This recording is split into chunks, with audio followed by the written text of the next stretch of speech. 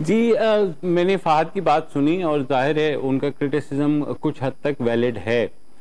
मगर मैं सिर्फ ये कहूँगा कि ये हमें इस तनाजुर में देखना चाहिए कि पिछले 3.5 साल में किस कदर सेंसरशिप रही है मीडिया के ऊपर।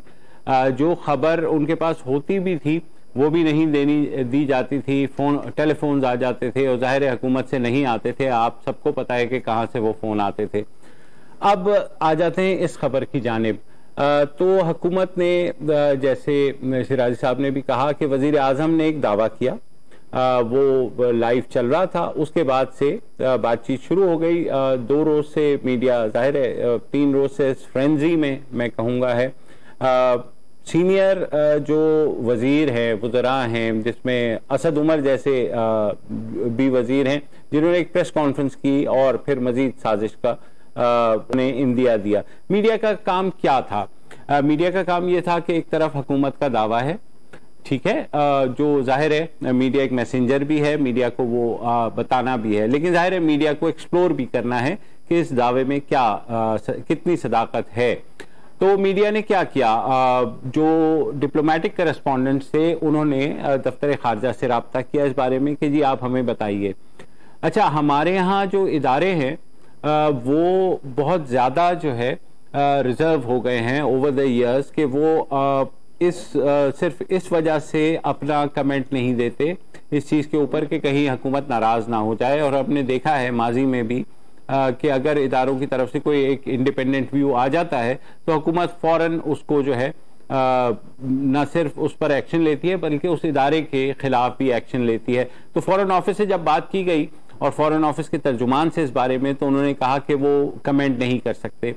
आ जाते हैं फौज के तर्जुमान की जानिब, और अरशद शरीफ ने तो ये अपने शो में भी कहा कि उन्होंने DGISPR को बाकायदा लिखा कि हमें तफसीलात चाहिए इस बारे में, नेशनल सिक्योरिटी का मसला है। उन्होंने भी ये कह दिया कि आप हुकूमत से पूछें। तो अब हमारे पास क्या है? हमारे पास सिर्फ एक हुकूमत का एक नैरेटिव है और उसके अलावा हमारे पास 2 इदारे हैं जो कह रहे हैं वी कांट कमेंट।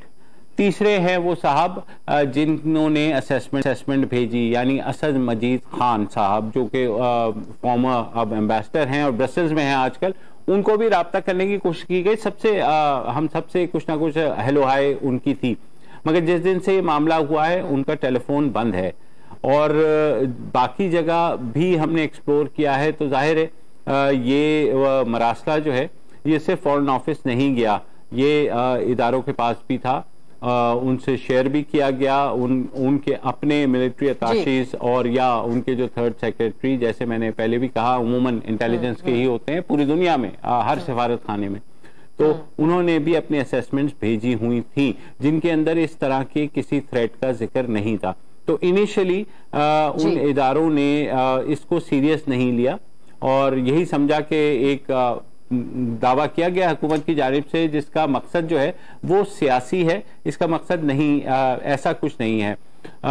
मगर वो चीज़ें जब सीरियस होनी शुरू हुई तो कल आपने देखा कि आर्मी चीफ भी, DGISI भी, वो गए वजीर आजम हाउस और यकीनन जो भी डिस्कशन होगी we are not privy to it, क्योंकि उस बारे में कोई बात नहीं कर रहा, मगर उन्होंने खान साहब को समझाने की कोशिश की होगी।